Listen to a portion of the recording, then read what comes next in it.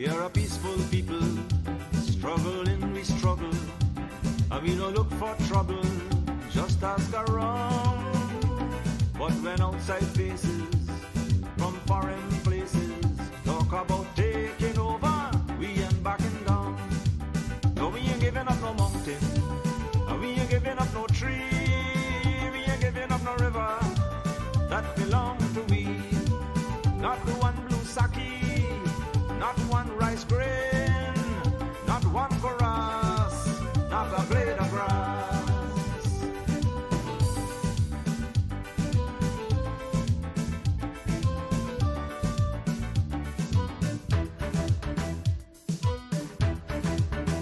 This land is our land now, we're gonna make it somehow.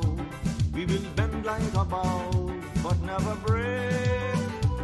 Our fathers came here, and they lived and died here, and we are moving from here, make no mistake. No, we ain't giving up no mountain, and we ain't giving up no tree, we ain't giving up no river that belong to we. Not one blue sake, not one rice grain, not one chorus, not a blade of grass.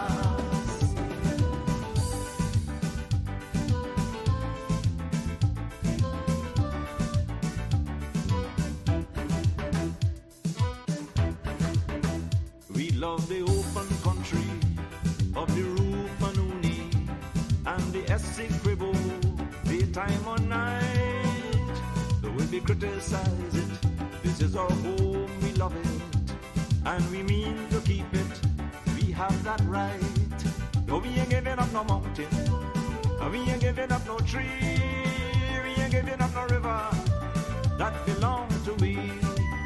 Not one blue sake, not one rice grain, not one chorus, not a blade of grass, not one golden apple, not one jamun, not a drop of water from the farmer room, not one sherriga, not one mommy, not one guinea, not one whitey. Caution them, AG. make it an anthem. The land of Guyana, of rivers and plains. I'm a real Guyanese. From the time when I step on the scene to the moment me leave. I'm a real Guyanese. From the red to the black to the gold to the white to the green. I'm a real Guyanese. And nothing can change me. Then nothing can change me. I'm a real Guyanese. I live in a foreign country. So nothing can change me. 6 races, beautiful faces. Put your hand them in the air if you're not racist. I pledge myself to honor always. I will never disgrace this. Then want peace and we mop. Wait your mothers, we not get you that. No, not one caress. Not a blade of grass. Listen up, 83,000 square miles. Oh my God, we find aisle. Me not tell you no lie. Guyana nice, but me swear for my life. Land of many waters, bring out all the leaders in the sun, them and the daughters. If you want to we fight, no, not at all. I'm a real Guyanese. From the time when I step on the scene to the moment me leave. I'm a real Guyanese. From the red to the black to the gold to the white to the green. I'm a real Guyanese. And nothing can change me. So nothing can change me. I'm a real Guyanese. I live in a foreign country. So nothing can change me. We got stop broke. Allow it half crook. It now is pretty son about a try act shook. Got a big up GRM, me know I'm a tax look. And when me have the money, me can go for my bank book. Beautiful Guyana, we there in South America. Land of kite, the flora and the fauna. Independent people, so we doing what we wanna. Never violate because you could become a Ghana. Them love we country, all the foreigners, them children salute you. In the Indian temple, love we border, we no want no problem. Never fall, we forever standing. Me love how God make you, would never forsake you. Unique in every way, God I never mistake you. If Guyana was a girl, they surely would date you. That's why them want take you. I'm a real Guyanese. From the time when I step on the scene to the moment me leave. I'm a real Guyanese. From the red to the black to the gold to the white to the green. I'm a real Guyanese.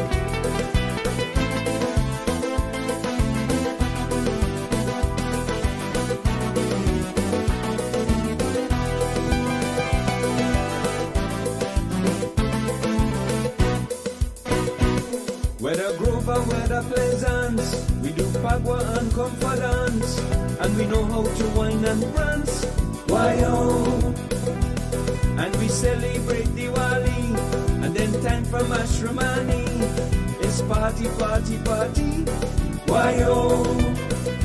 Yes, we know how to fet till the underwear wet. Why oh? So the crap out that grown, the 𝒔𝒊𝒂𝒊𝒆𝒄 is we own. And the 6 o'clock bee and the 𝒑𝒊𝒂𝒊𝒑 is we own. And the lover that run from go buy your gun is we own. And them Wallaby post on the quarantine coast is we own. Wondering crab is we own. Truly the nab is we own. Omanayana is we own. Bright Corilla is we own. Arapaima is we own. Omanayana is we own.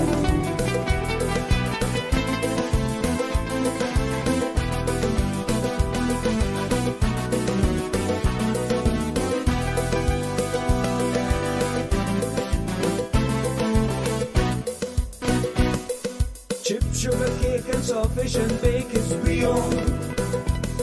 Katahar curry and chupalari is we own. Marby and ice, black eyed peas and rice is we own. Coconut metachi and wee is we own.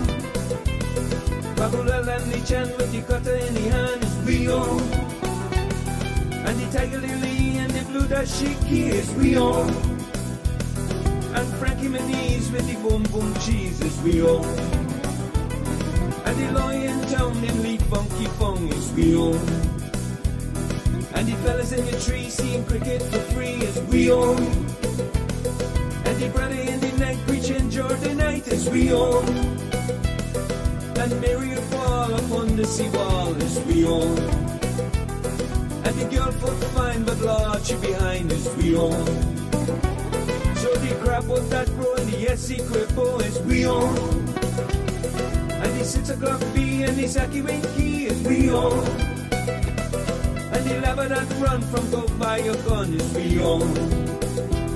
And them Wallaby post on the quarantine coast is we own. Wondering crab is we own.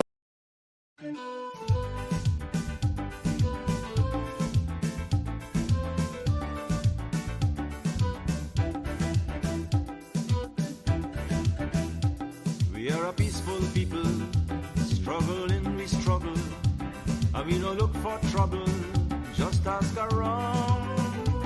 But when outside faces, from foreign places, talk about taking over, we ain't backing down. No, we ain't giving up no mountain, and we ain't giving up no tree, we ain't giving up no river, that belong to we. Not the one blue sake, not one rice grain, not one chorus, not a blade of grass.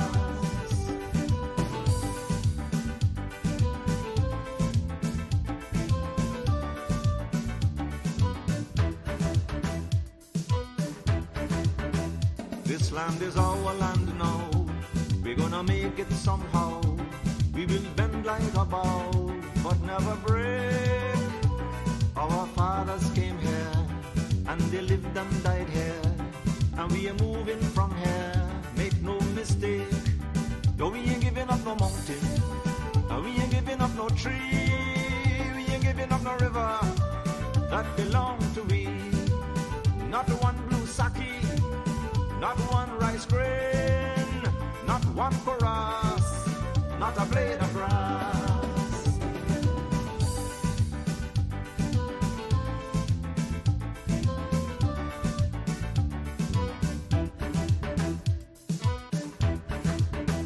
We love the open country of the Rupanuni and the 𝒐𝒊𝒏𝒈𝒕 time or night. Though we criticize it, this is our home, we love it, and we mean to keep it. We have that right. No, we ain't giving up no mountain, we ain't giving up no tree, we ain't giving up no river that belong to we.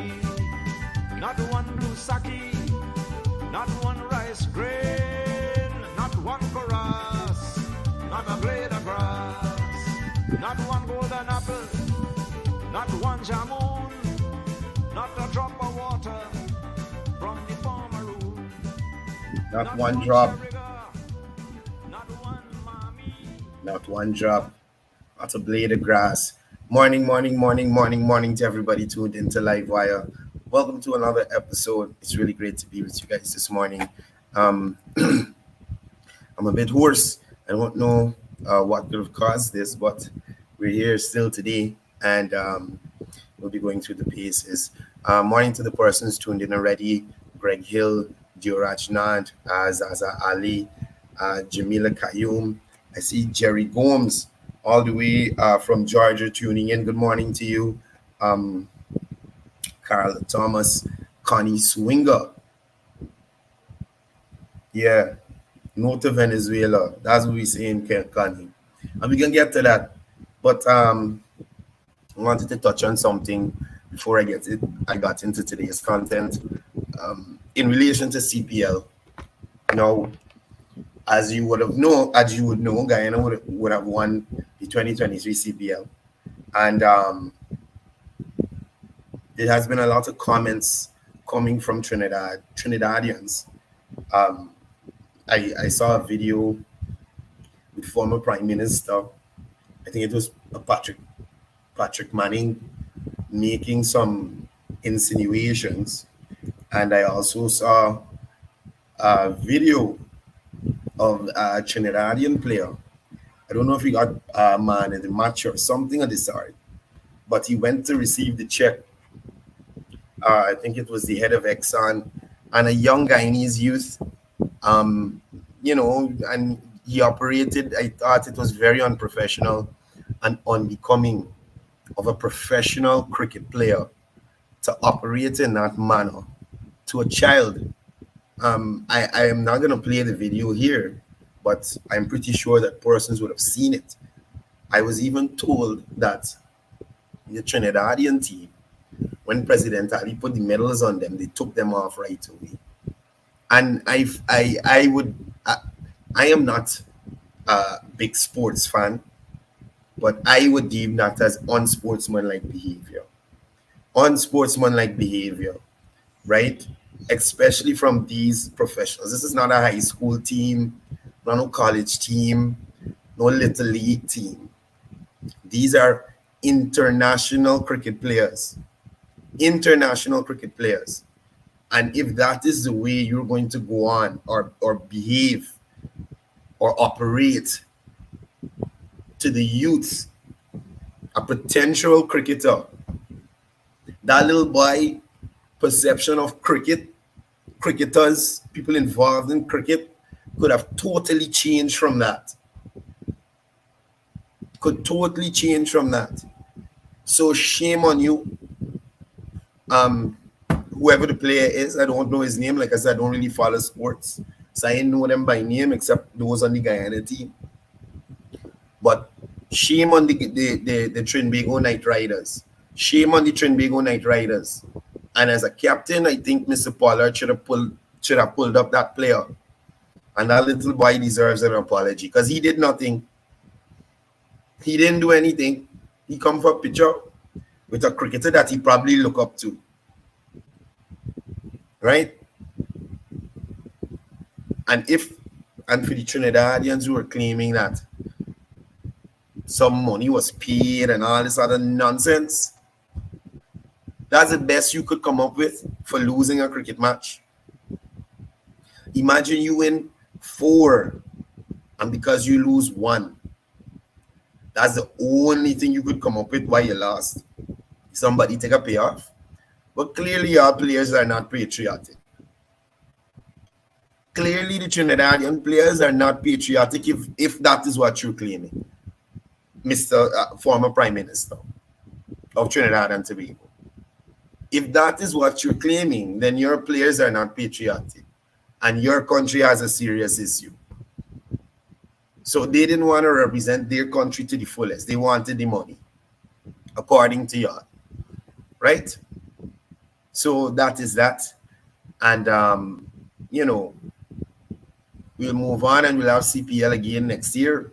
And hopefully the Guyana Amazon Warriors trashes Trinbago Night Riders again next year. That's all I got to say on the matter. Who vex? Well, those are the persons who would lose. You understand? Who vex lose? We don't have time for that. Right?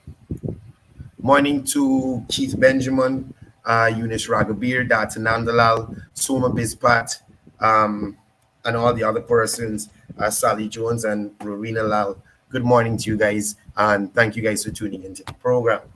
Now, we're moving on to some more serious matters. So yesterday, the government of Guyana would have issued a statement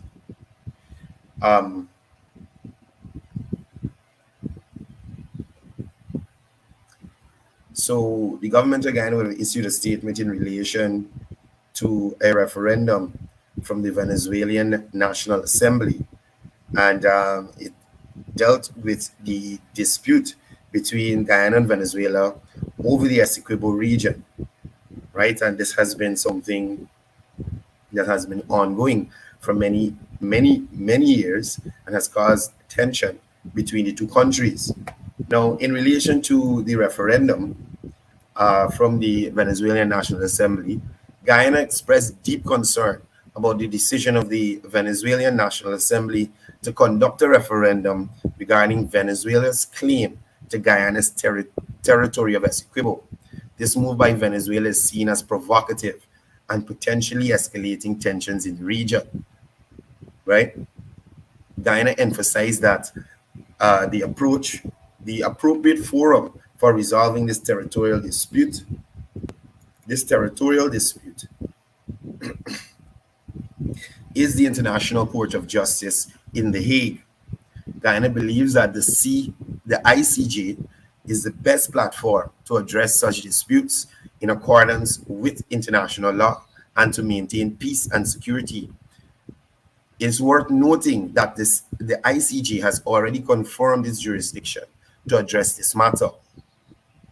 Now, Guyana also would have highlighted that the resolution by the ICJ will provide both parties with a final, binding, and permanent settlement that is equitable, just, and consistent with international law.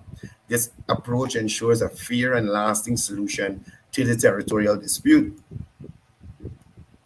In the statement, it was also expressed in the statement. The government of Guyana also expressed sincere appreciation for the approach it has for the support, I should say, it has received from friendly governments and organizations, including the Caribbean Community and the Organization of American States and the Commonwealth. This international support is seen as crucial in upholding Guyana's sovereignty and territorial integrity. The statement reiterates Guyana's commitment to resolving the dispute in a manner that upholds the rule of law and the principles of the United Nations Charter. This commitment underscores Guyana's dedication to a peaceful and lawful resolution of the issue. it was stated that Guyana has communicated its concerns to the government of Venezuela. And I feel like this shows that Guyana is actively engaged in diplomatic efforts to address the dispute and is seeking a peaceful resolution through dialogue. Right? Now, in terms of giving you some background on this controversy, the long-standing border controversy between Guyana and Venezuela centered around a dispute regarding the validity of an arbitral award of 1899, which defined the frontier between British Guyana, now Guyana, and Venezuela.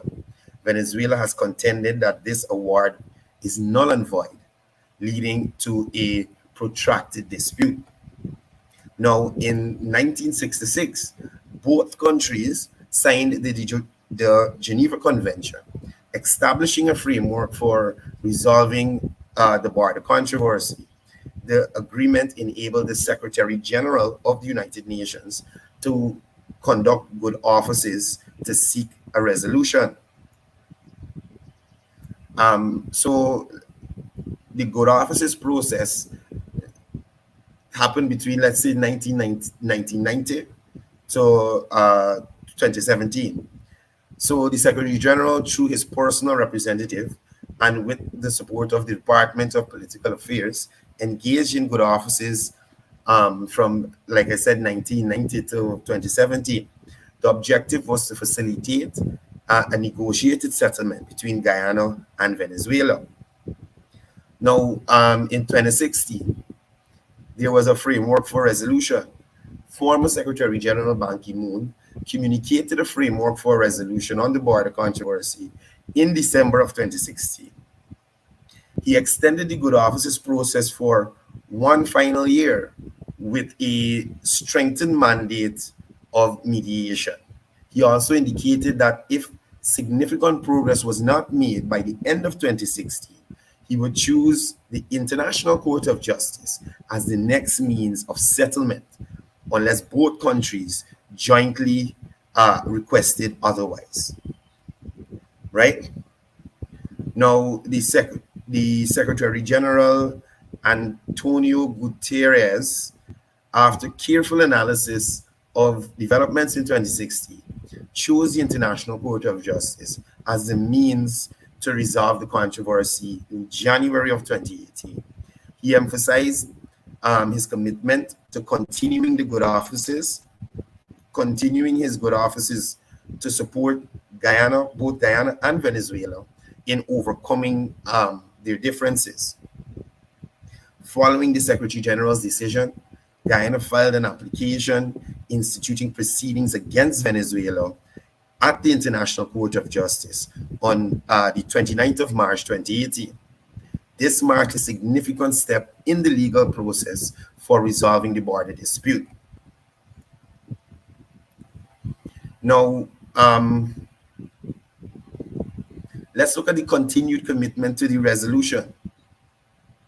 It was emphasized that the commitment of the United Nations and the Secretary General to facilitate a peaceful and just resolution to the border controversy will continue. It was underscored that the efforts made over several decades to reach a negotiated settlement is the ultimate decision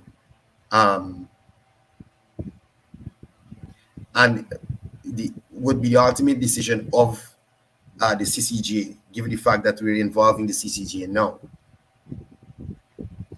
Now, the importance of international law. Let's look at that. The situation highlights the significance of international law and institutions like the CCJ in resolving territorial disputes between nations. So we don't want to have a case like Russia and Ukraine happening here in South America. So we see Guyana in giving honest efforts to have this matter resolved in a peaceful manner. While the matter is now with the CCJ, the doors for diplomatic solutions and negotiations remains open. The Secretary General's commitment to accompanying both states underscores the ongoing diplomatic efforts to reach a peaceful resolution. And there has been continuous stakeholder engagements in relation to this Venezuela-Guyana border dispute. There is also a recent ruling by the International Court of Justice regarding the Guyana-Venezuela border dispute. And it was made clear that the CCJ had the authority to rule on this matter. So, for me, I see this from a lot of different angles. Venezuela has been dealing with so much in relation to ICJ, sorry. We've been dealing with the CCJ so much. The ICJ, thank you for the correction, Omar. Right? So we see that the Guyana government has been trying to resolve this matter as peacefully as possible. But we don't want Venezuelans to think that Guyanese are a pushover. This was the same thing we saw in relation to Russia and Ukraine. You had this big, powerful country trying to take over, trying to bully a small country for whatever reason, their resources for whatever reason. And you see until today, like today, years after that war would have started, Ukraine is still fighting, and Guyanese will fight. Not a blade of grass. Not a blade of grass. Guyanese will continue to represent Guyana, and if it comes down to it, we'll represent it. We'll represent the country however we need to. At least I am willing to go out there and represent my country, right? At least I am willing to go out there. Now, the ICJ, also known as the World Court, has ruled on the jurisdiction over this long-standing border dispute between Guyana and Venezuela. This decision is a crucial step in the legal process to determine the border status. The border dispute between Guyana and Venezuela is of paramount importance due to the vast deposits of oil and gas found off the coast of Guyana. The outcome of this dispute could determine which country has the rights to this resource-rich territory. Now, in 2018, as I said, Guyana approached the CTJ to confirm that the border was established through the 1899 arbitration between Guyana and the then colony of British Guyana, now Guyana. Guyana seeks legal confirmation of this territorial boundary.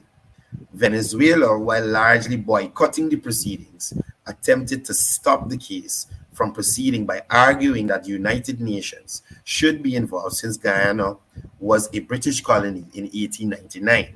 However, the ICJ judges rejected this argument, affirming their jurisdiction. Now, the next steps, the ruling on the jurisdiction sets the stage for the hearings on merit of the case. And the final ruling on the border dispute could take several years to come to fruition. As you know, these court matters, in small court matters, it takes forever, much less something as technical and as complex as this one. Our president, Dr. Mohamed Irfan Ali, has welcomed the ICJ's decision, emphasizing it signifies progress towards a final and binding determination. President Ali expressed confidence in the court's role in establishing a stable boundary with Venezuela through peaceful means. Now, in relation to Venezuela's position, Venezuela has consistently called for negotiations between the two countries to resolve the dispute. Right? Vice President Rodriguez emphasized the importance of negotiation and stated that the governments would evaluate the implications of the ICJ ruling and take measures to defend its territorial integrity. Right? But at the same time, making wild statements at the same time making wild statements. Now, the discovery of offshore oil reserves in Guyana, the Guyana-Stabroek Block, were a consortium of U.S. oil companies, where a consortium of U.S. oil companies operate, has transformed the economic prospects of this country. The territorial dispute with Venezuela has implications for oil exploration and production in this region. This dispute has drawn international attention due to its geopolitical and economic implications, including the interests of major oil companies operating in the region. But Guyana continues to express their want for a peaceful resolution to this issue so that we can move forward. And again, for the Venezuelans that think that you're going to just come and take a part of Guyana, it's not happening like that, people. It's not happening like that. Guyanese will defend this territory to the last one. To the last one. To the last one. And I'm sure our counterparts and in the Caribbean and further afield will band together with us. So we will not be intimidated by idle threats from Venezuela, or empty threats, I should say, from Venezuela. Right now, Venezuelans running to Guyana. And I had a discussion with a friend yesterday, and I really think the government needs to look at the Venezuelans entering this country. I am absolutely sure the 60% of them aren't legal in Guyana right now. Right? We need to be a little more serious with our borders and how we're letting people in and out. We need to be a little more serious with it. The police, immigration needs to be checking these Venezuelans to see if they have documentation to be here. Right?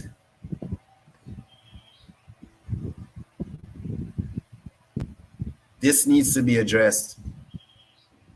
And I hope people at the Ministry of Home Affairs and the Immigration Department take note and take some action in relation to this. Because for all we know, you could have a little Trojan horse situation going on. You understand? Or sleeper agents or something that activate at a certain time and start doing foolishness in Guyana to derail the progress that we are on. Right? Venezuela is in a dire state. To buy certain things is got to go to wheelbarrow money. Literally. Right? It's got to go to wheelbarrow money to buy certain things. Venezuelans come into Guyana to work because they ain't getting work there.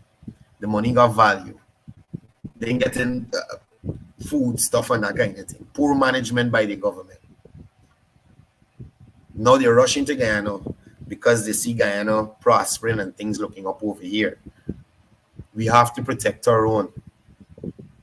I'm not saying people shouldn't come or foreigners shouldn't come to Guyana, but it needs to be regulated. Guyanese used to get put on bench to sit down in certain countries. You understand? Guyanese used to get put on bench to sit down in certain countries. Guyanese used to get sent back to Guyana, probably if you ain't got enough money to spend in the country, or you ain't got enough, you ain't got a good reason to visit or whatever it is. That bench is painted in certain colors to them kind of things. So I don't think Guyana should be an open sepulchre. I used to hear my grandmother say that. Open sepulchre. I don't know what a sepulchre is. I gotta Google that, see what a sepulchre is. Right? But again, to the authorities, I think more emphasis should be placed on these persons entering Guyana. Good morning. You're live on the program. Interesting topic this morning, and I hope Guyanese in the whole is taking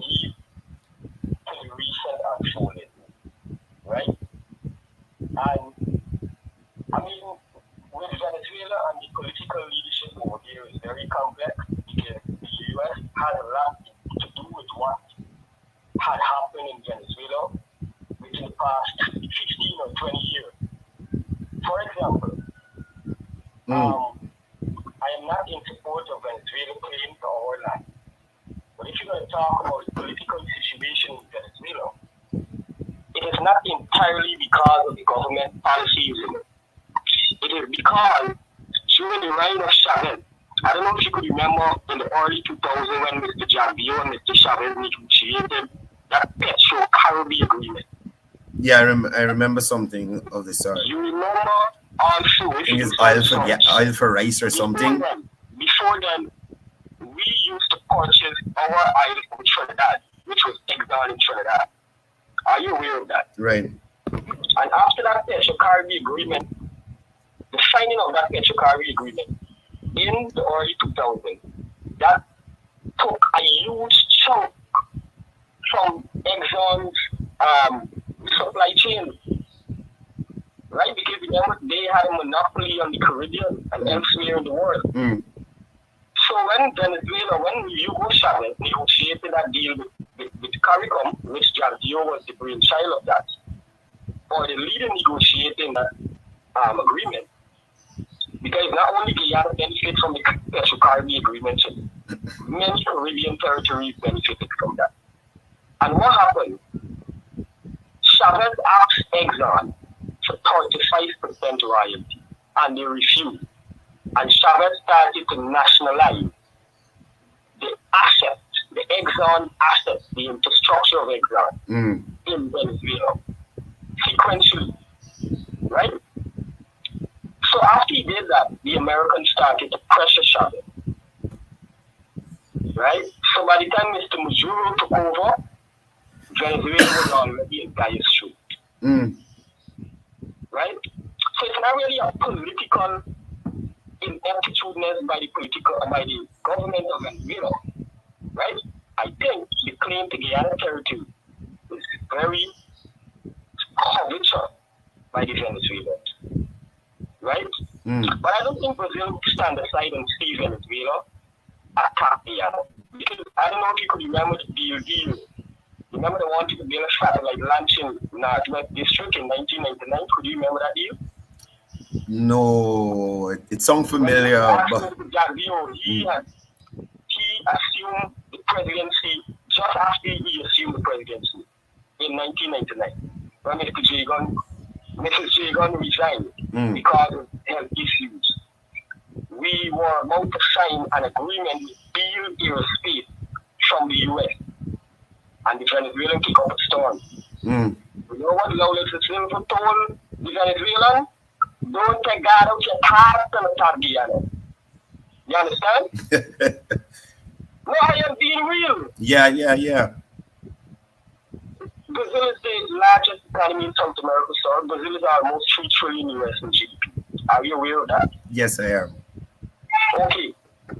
And Brazil has one of the world's most powerful military. You know this guy Brazil is 𝒏𝒐𝒕𝒆. You're aware of that, right? Yeah. Okay, but it will not be like Ukraine because let me tell you something. The Ukraine conflict has shown the world who really is priority to be for a small nation. Who pretend that he's so long, my brother. You don't think the Americans have something to do with it at all? In 2015, when Nicolas Maduro issued the decree, you know the Americans were supplying Venezuela, right? Let it terminate the rights for oil dealing, the 𝒄𝒐𝒑𝒊𝒈 deal. Are you aware of that? Yes. Okay. We found Mr. Norton going to the U.S. to engage the Congressional Caucus deal. Congressman, I went to the Congressional Caucus. Bedouin, the biggest devil right now. You hear what I'm telling you? The biggest devil right now is these same superpowers. The same European Union and the Americans and all that is a bunch of hypocrites. I am telling you that. Enjoy it, bro. All right, bro. Thanks for coming through. Right? So, Vishal with the facts and the points. Always on point. Thank you for coming through this morning again, Vishal. So, as I was saying, we authorities, please pay some more focus to these Venezuelans that are entering our country. Check them for the papers, man. Guyanese used to get deported when they overstay, right? Guyanese used to get put on the bench.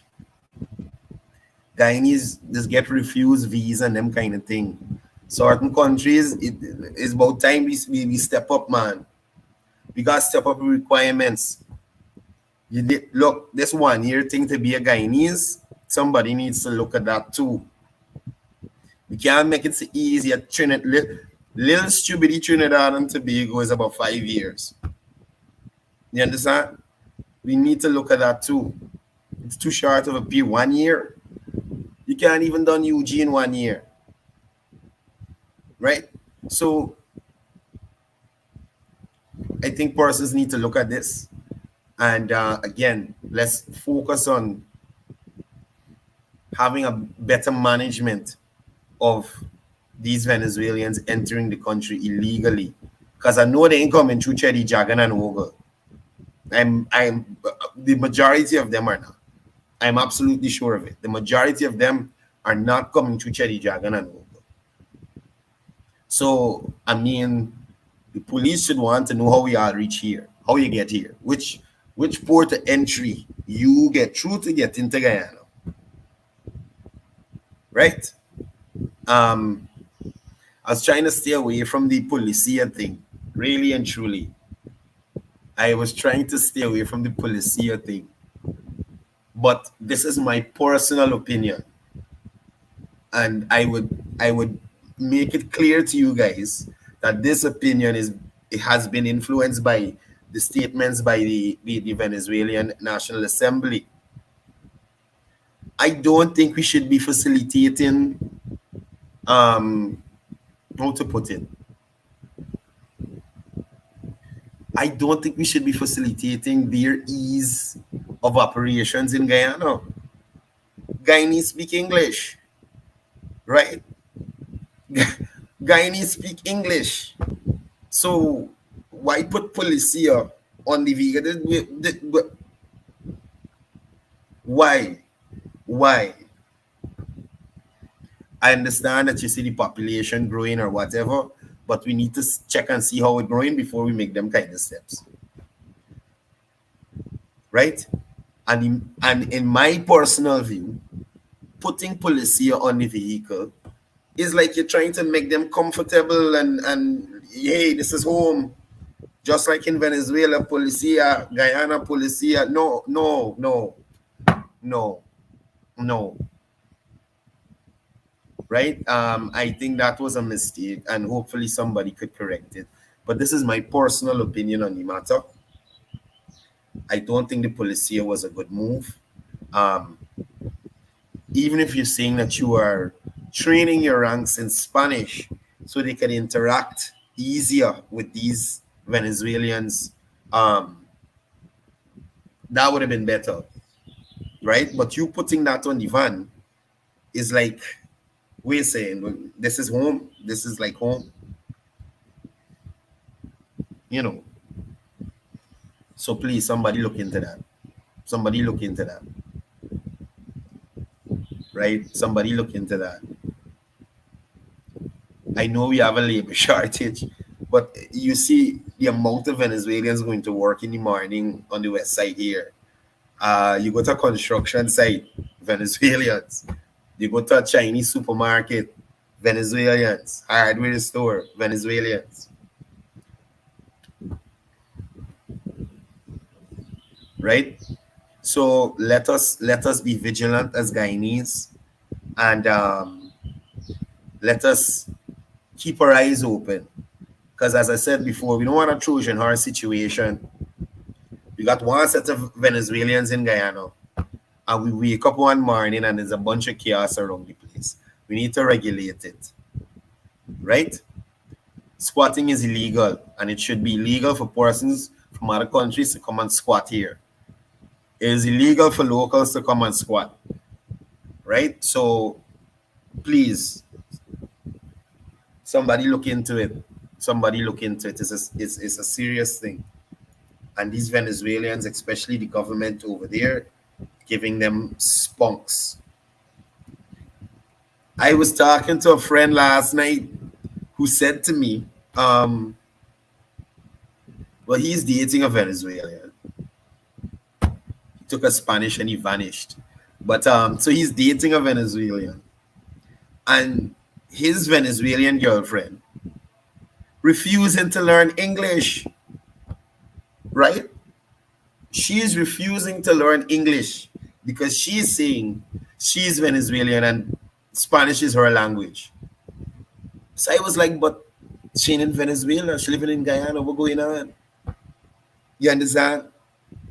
So you see how persons look at it. Whilst that's very patriotic of her to hold on to her culture. You left your country, right?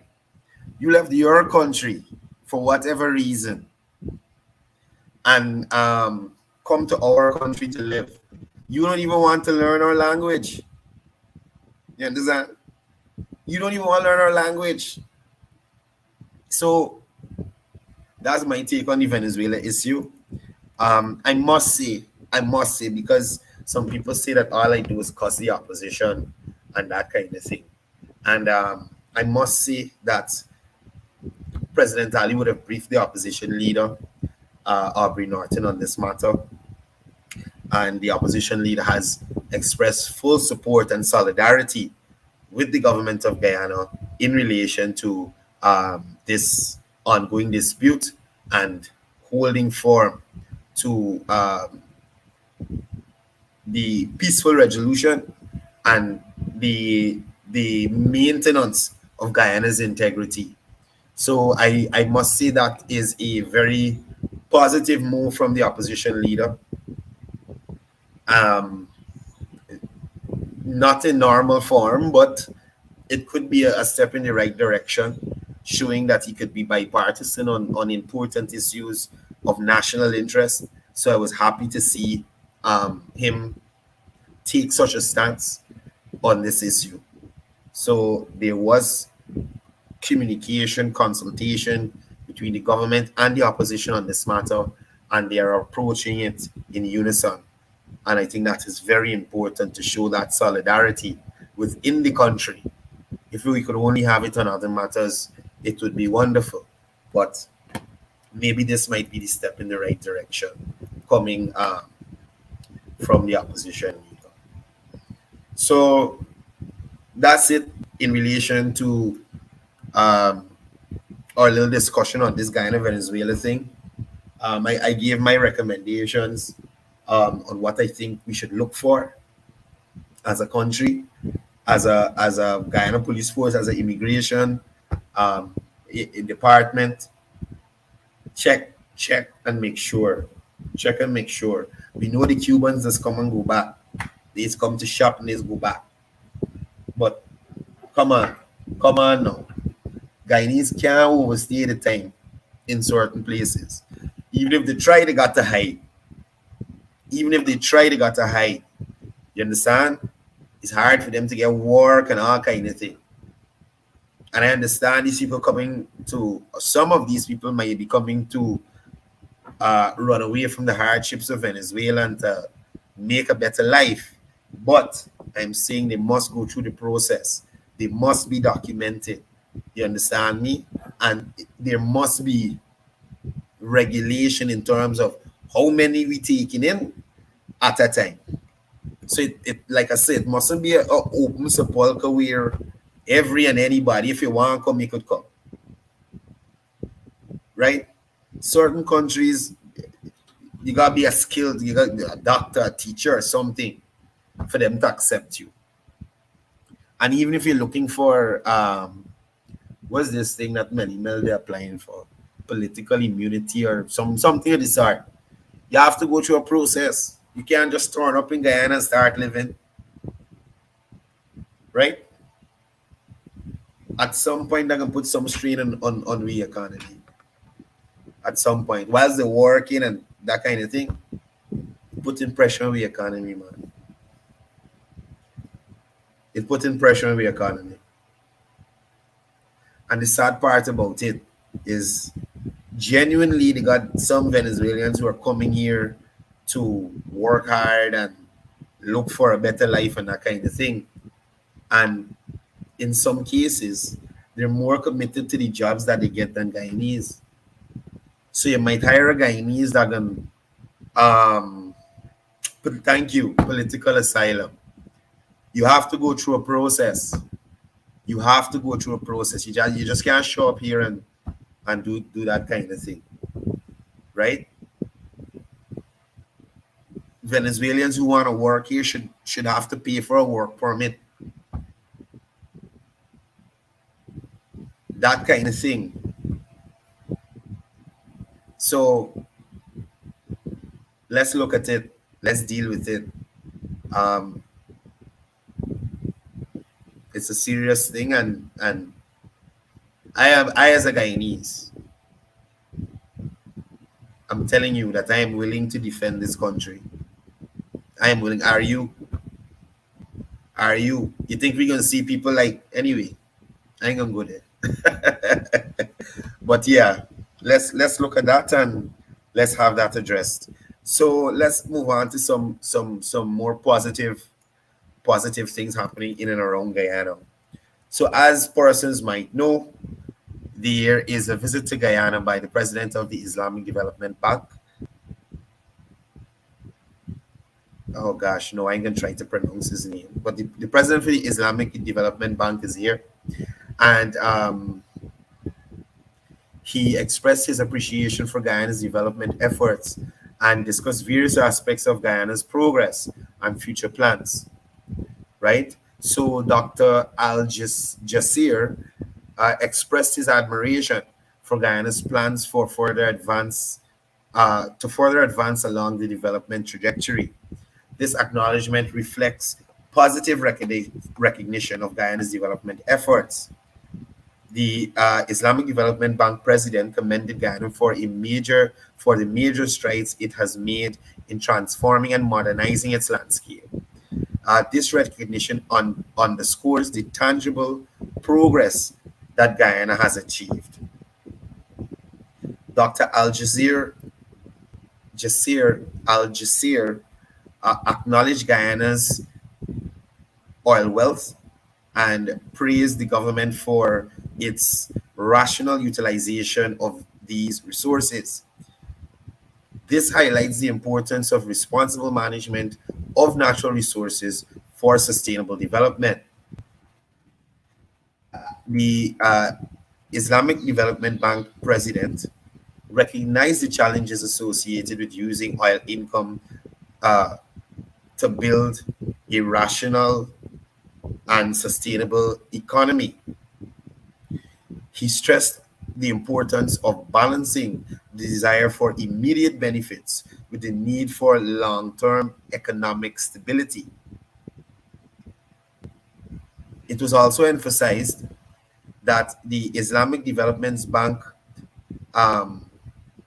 they will have unwavering commitment to supporting the socio-economic development of Latin American countries, including Guyana.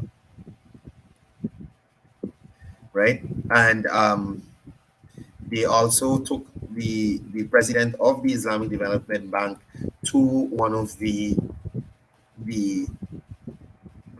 gosh, what is it called? The soy and the corn project, to have a look at that. Now, this trip, which was led by senior minister within the office of the president with responsibility for finance, Dr. Ashni Singh, discussed the plans to establish a regional food hub with a budget of US 14 million. Now, this initiative aims to strengthen Guyana's position in the Caribbean agriculture sector, and has garnered support from the president of the Islamic Development Bank, right? Now, Guyana is taking a lead role in the Caribbean agriculture sector by establishing a regional food hub. This hub is envisioned to become the primary production center for the Caribbean region, capitalizing on Guyana's arable land and abundant freshwater resources. The land for the regional food hub has already been identified along the Linden-Soestdijk Highway with an estimated cost of US 14 million for its development.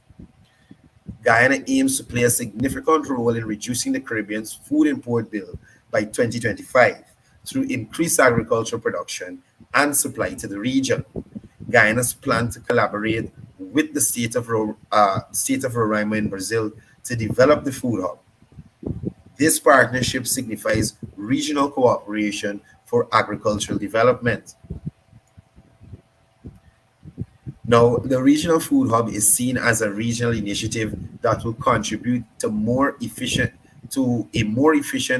market for agricultural products across the Caribbean and northern South America. It is expected to facilitate the movement of goods, services, and people. Now, let's look at the government funding. The project will be partly funded by the government of Guyana, and this emphasizes the government of Guyana's commitment to the development of the agriculture sector. And this is just one aspect. We've seen the fertilizer distribution. We've seen the diversification of crops. We've seen the introduction of new species of sheep, the black giant chicken, the brackish water shrimp, the aquaculture in terms of the cage culture that's happening in Mashabo, the region too, right? The hemp farming that is scheduled for Region 6 and Region 10, the soybean project, so that we're producing our own feed for our poultry here. The black-eyed peas project, we're growing ginger here, we're growing grapes here, right? So you see the vision and the investment by government to ensure that Guyana can sustain itself in terms of providing its own food, and then further afield, providing to the Caribbean and the northern states of South America, right? So the goal of the food hub includes modernizing farms, adopting advanced agriculture technology, and implementing efficient farming practices to enhance productivity. So that's where the collaboration comes in. So various countries are on board. They might be doing something better than we're doing, or they might know another process in the agricultural process of farming that would give you bigger fruit or more yield. And that kind of networking and collaboration would all go well for our farmers, because it will increase the production here. You understand? Increased production would lead to more prices. We got lower prices because we have more things on the market. At one point, under the coalition, I would let you guys know, tomatoes, no, this was, yeah, under the coalition COVID time, tomatoes were coming all the way from Brazil. They were bigger than the tomatoes here that were being grown in Guyana, and still cheaper with that travel all the way from Brazil, right? The tomatoes were cheaper than the locally grown tomatoes, and they had to travel all the way from Brazil to make it to border market. So if we could learn of techniques to increase our yield, if our production is not low, so when you go to the market for a little bit, you have to sell for a lot to make back your investment. It works out well for the farmer. So this type of networking and sharing of information, it goes a long way to help both countries. Because just like we might know certain things they might know certain things. We might have techniques that they don't know about. And, it's all about collaboration and working together, to make these things possible. So the president of the Islamic Development Bank expressed support for Guyana's ambition to become the Caribbean hub for food. He emphasized the strategic advantage of connecting with the largest economy in South America and the potential for a substantial market. The establishment of the food hub aligns with discussions related to the achievement of sustainable development goals, as discussed during the United Nations General Assembly. Moving on, St. Rose's, the people finish the new wing there. So those students are back, and St. Rose's has a higher capacity now, right? So the new Sister Hazel campaign block at the St. Rose's High School in Guyana here has been completed and commissioned by Minister of Education, the Honorable 𝒐𝒊𝒔𝒄𝒍𝒂𝒊𝒎. And this is to a tune of 515 million people. 515 million. But if this is not an investment, right? If this is not an investment in education, I don't know what is. I don't know what is. And I continue to say to persons, we see the large investment in education with all these new schools that are being commissioned around the place, rebuilt to international standards, right? With a lot of technology in them. So, as I said, the new Sister Hazel campaign block costing 515 million was officially commissioned at St. Rose's High School. This event marked the completion and opening of this significant education facility. The block is named after Sister Hazel, symbolizing the government's gratitude to individuals who have positively impacted the lives of Guyanese citizens. Sister Hazel's contributions are recognized and honored through this naming. And probably tomorrow I'll get some more information on what Sister Hazel actually do. Minister Manik-Chan highlighted that government's commitment to education and the creation of a conducive learning environment is paramount and at the forefront. The addition of this new wing to the school aims to provide better facilities for both students and teachers. The education minister challenged students to explore new subjects as a part of the recreational curriculum. With the new modern facilities, students are encouraged to engage in activities such as learning musical instruments, foreign languages, and sports, in addition to their main academic subjects. It's always good to have diversity. My voice going. The newly constructed block features various amenities, including an auditorium space and an information technology lab, modern classrooms, and washrooms. The facilities are designed to enhance the educational experience for students. The construction of the block had its contract awarded in 2018, but due to challenges, there was a grace period, and eventually another contract was awarded to a Chinese company in September of 2021.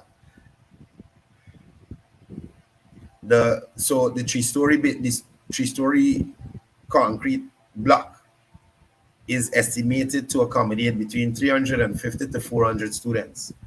This increased capacity will help meet the educational needs of the local community, right? So the school finally finished.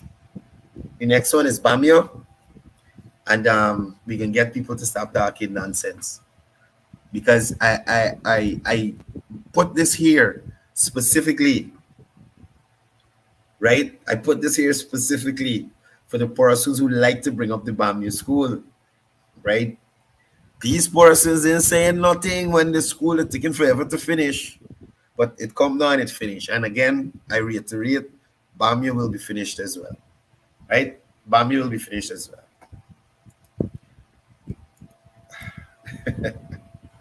But I want them to put in air conditioning. I can find out and tell you tomorrow, Paul. Right? Tune in tomorrow and I can get some photos and I will show you what is going on in relation to that. Yeah. Oh, boy. Hello. This country is curious of the country is about the schools, right?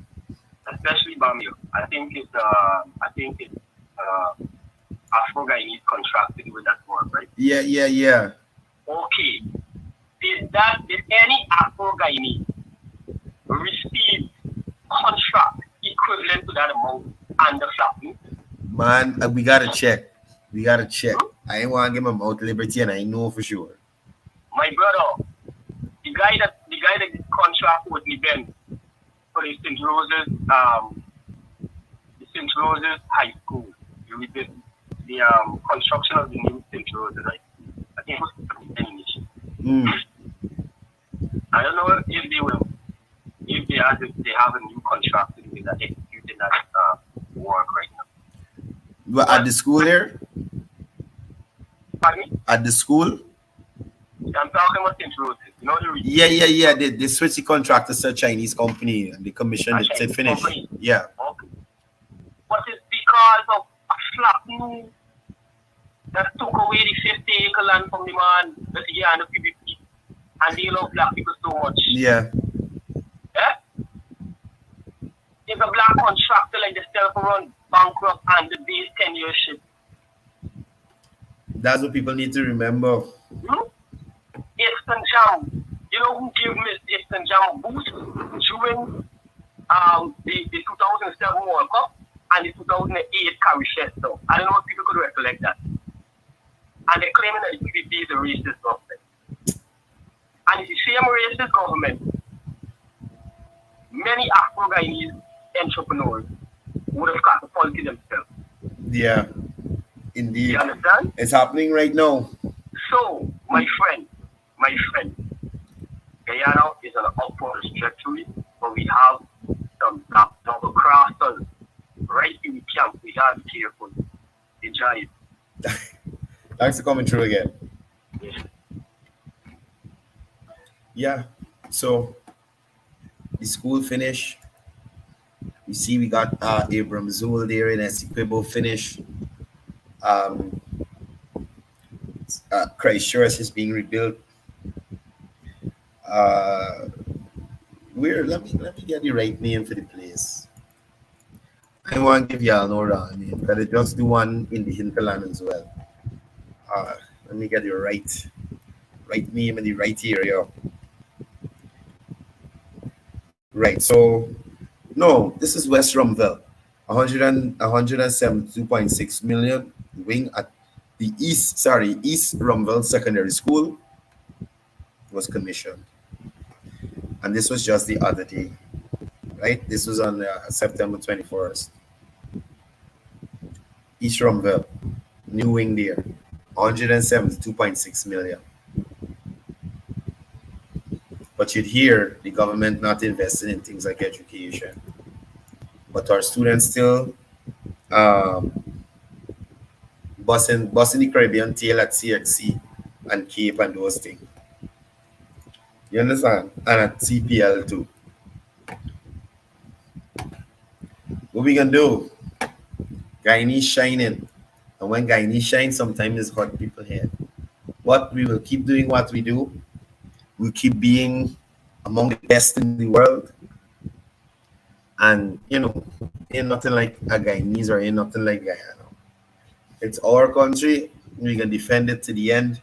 And despite whatever happens, in my heart, I feel like Guyanese, when it's crunch time, Guyanese will rally together. Despite whatever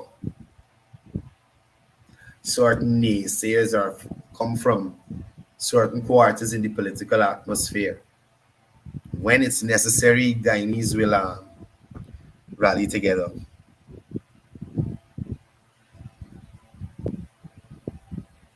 Right? So that's all the time I have with y'all today. Thank you guys for joining me on the program. It was really lovely being here today with you guys. Morning to Pam Singh, Prasad Drew, Paul, morning to you, buddy. Neil Ramlokan, morning. Fabian Hamas, morning to you, buddy. Why you sending all them V's in my chat? What's wrong with you? In the comments. Soma Bipat, morning. Morning. Tulsi Ramchedi, morning to you, buddy. Stacy, good morning. Trixie. Okay, morning to you, Trixie. Trouble. Rohina Lal, morning. Dial, we're going on, champ. Always work last night. You're catching your rest. You catch the show this morning. Bisun Dial, morning to you. Bisun Dial Sukram, good morning. Eunice Ragabir, good morning to you. Watching us all the way from Canada. Who else is here? Shakila Bridgelal, we're going on the East Bank in the traffic. Kemish Jaikaran, good morning. Chitra Sukraj, Jasmine Balio, good morning to you. Omar Sharif, what's up, brother? Good morning to everybody. Go out there and have a great Wednesday. Be great Guyanese wherever in the world you are. And remember, at the end of the day, what we're saying, not giving up. Not a blade of grass. This is our country. We ain't frightened nobody. Winky. Guyana-Venezuela. Peace, love, one Guyana.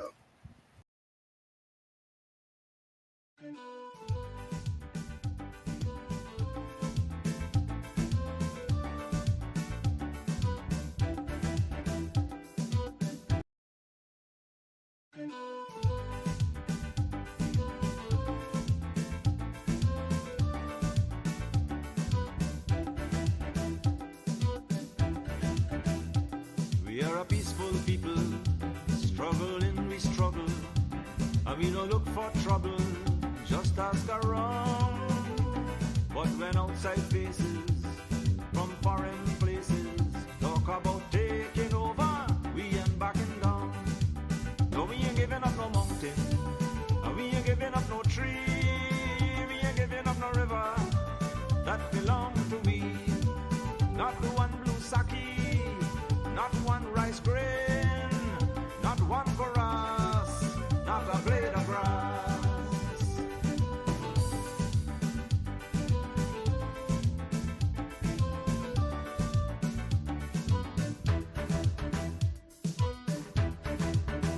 This land is our land now. We're gonna make it somehow. We will bend like a bow, but never break. Our fathers came here, and they lived and died here, and we are moving from here, make no mistake. No, we ain't giving up no mountain, and we ain't giving up no tree, we ain't giving up no river, that belong to we. Not one blue sake, not one rice grain, not one chorus, not a blade of grass.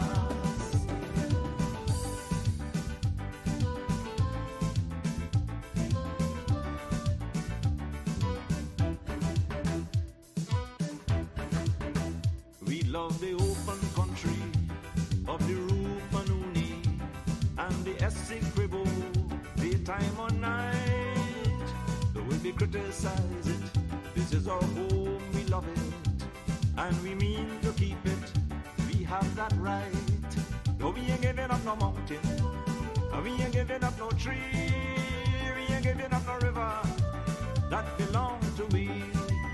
Not one blue sake, not one rice grain, not one chorus, not a blade of grass, not one golden apple, not one jamun, not a drop of water from the farmer room, not one sherriga.